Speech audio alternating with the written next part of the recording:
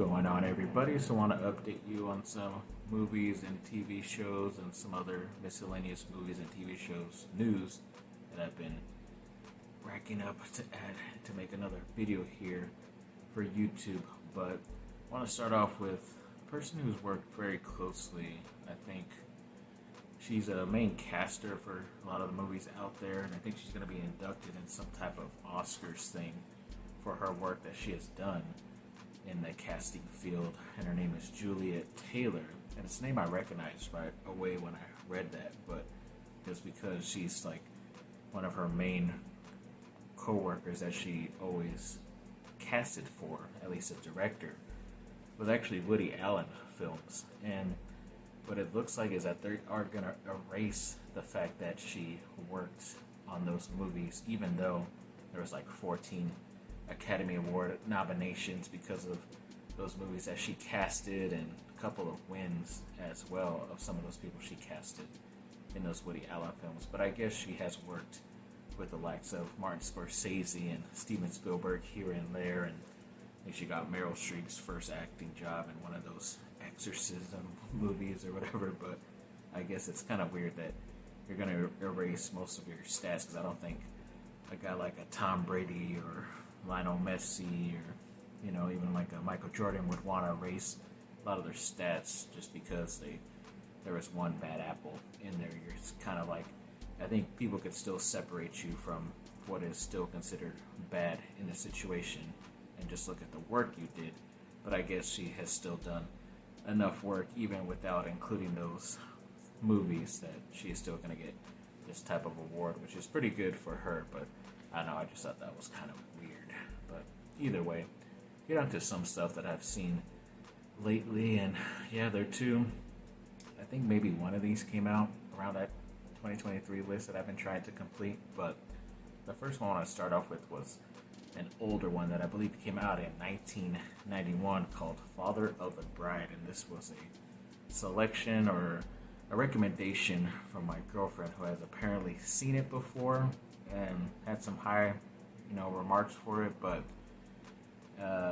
and I always kind of was interested in it just because it's Steve Martin, so I just assumed it was going to be funny automatically and a pretty good film, because I've always heard people talk about it too. But other than that, it was just an okay film. I guess he's just like a very, helicopter type of dad, where he's always thought highly of his daughter and always kind of trying to control the situation and stuff, and it's his baby and all that. But she comes back from a European trip and she's all of a sudden engaged, and then he has to do this whole stuff of getting the wedding together, and basically it's going to be at his house as well. And it was kind of weird because there was one scene pretty early on where it almost was going to be kind of like how a lot of Steve Martin movies were, where they're kind of slapsticky and kind of like more of the physical comedy in the earlier part of his movie career. But then after like that one scene, then it just became kind of more of like characters around him, like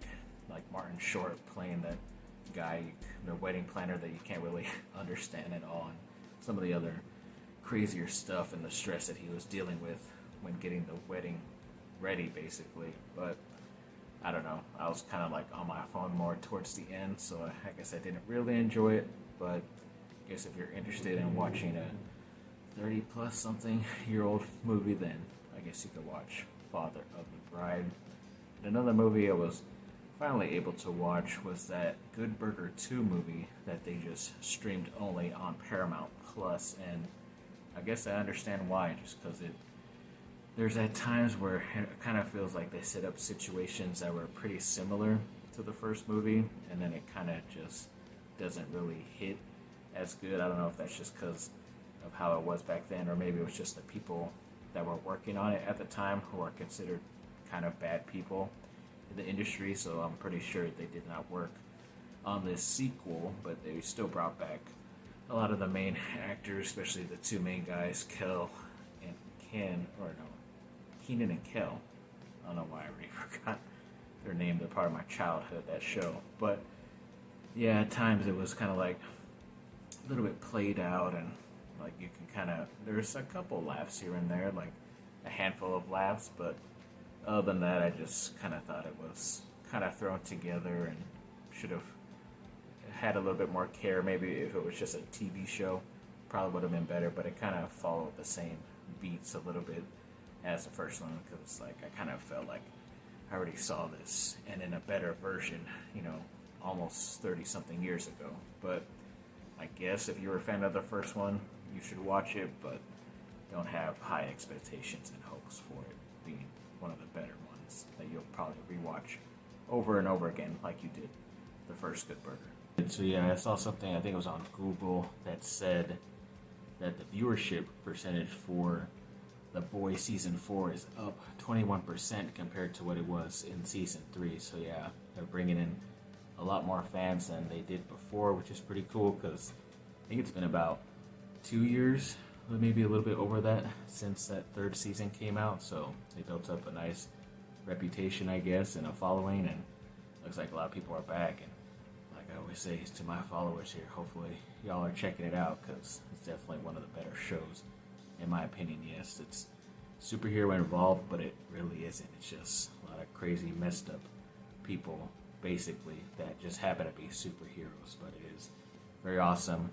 Even probably one of the greatest episodes this last week when it came to Anthony Starr, who plays Homelander, the main villain, basically like the Superman of the whole series. And yeah, everybody's always crying, especially some of the even more bigger fans than I am of the show, that he should have already had an Emmy for some of his performances in the last couple of seasons. But this episode he definitely brought it and stepped up. And if he's not gonna at least be in the running, like top 5 or 6, whatever, candidates to be an Emmy for next year or something like that, then yeah, it's definitely a waste, because that was one of the better episodes, I think, of The Boys. So looking forward to seeing what they can do the rest of the season, because I think right now it's about halfway through. So yeah, they had a 3-episode premiere, so hoping the rest is going to be just as awesome.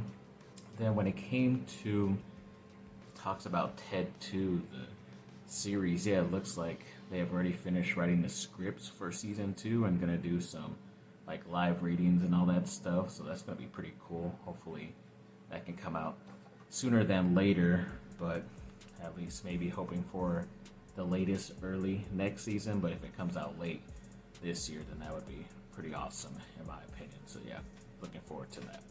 And over the weekend, I was able to watch that new movie that came out pretty recently called The Bikeriders, starring Tom Hardy, Austin Butler, Jodie Comer. A lot of great other supporting cast as well. A lot of the Bikeriders too are people you know, and they did a pretty good job as well. I thought it was a pretty good movie overall. Definitely felt would have probably been a little bit better, a little less slower if it was a bit more action in there, just because that's what the trailers kind of promise. These like hooligans on bikes and stuff at a certain period of time, like in the 70s, I think it was, a bit late 60s, early 70s, but wasn't as much. But overall, still thought it was a good story and everything like that. I think it is based off a true story as well. And that director, I totally forgot that it was Jeff Nichols who did this one movie I like a lot called Midnight Special, which also had Michael Shannon, who was in the movie as well. But yeah, that's a pretty good sci-fi movie, and I always wanted to see what that guy would do next. And he did some other things. I think he did Mud with Matthew McConaughey. He directed that movie. He did another one too that was pretty well known. I forgot. But yeah, overall, I liked his directing style. Like I said, if it would just had a little bit more action, then I thought this could have been a pretty good, perfect movie overall. But definitely will see it again, because I don't think my girlfriend did not see it, so probably have to watch it with her once it comes out on streaming, hopefully within the next couple months. But yeah, definitely recommend it. Hopefully y'all will enjoy it as well. And then yeah, when it came to some of the more recent things that I was watching at home, I think it was a 2023 film. No, actually, it was in one of my lists from a while ago. It was a 2019 movie called Good Boys, and yeah, I just thought it was one of the better comedies I've seen in a while, and I probably would have thought it was probably that best comedy I saw in 2019. But yeah, it's Seth Rogen and Evan Goldberg produced, so I obviously knew it was going to be pretty R-rated, raunchy, funny, even though these kids are just like barely teenagers, like sixth graders. But yeah, basically think a little bit of a toned down version of Superbad, just just because it's kids and you can only do so much, but they do some pretty crazy stuff overall. And I think some of the writers and like producers and stuff of The Office ended up directing it as well, which is pretty cool because it was funny throughout. I mean, like it's almost like every other couple of lines, it's like a lot of good jokes in there and a lot of hilarity and craziness and raunchiness too. But yes, like I said, luckily it did not go too far because these guys are only kids. But I thought it was great, so I would definitely watch it again, especially with a group of people. It's definitely better when you're around a lot of people. So yeah, if my family hasn't watched this, then I might suggest it when we're all together because yeah, I just thought it was pretty hilarious. And yeah, overall I think I would like a sequel. I just don't know how they would do it. I kind of like the idea of doing it like every 5 years because right now they're about to go into junior high, and so if it's 5 years from then and it's like somewhat in the middle of high school, then you could do the next one and somewhat in the middle of college, go along with the ages of the actors too because they were pretty young at the time. But I guess technically according to my timeline, this year would be the 5th year of what I'm envisioning, but sadly I don't think I've heard anything coming forth from this. But yeah, overall I thought it was one of the prettiest freaking things I've ever seen in my life. So yeah, if you're into some pretty crazy over-the-top comedy and didn't think a couple of 11, 12, and 13-year-olds would do it, it's pretty freaking funny. So yeah, definitely this movie is very recommended for myself. So yeah, that's all. And so yeah, I guess we'll close this chapter of this video. Thanks for watching, people. Like and subscribe, comment down below, let me know what y'all think. Have a great rest of your day. Bye.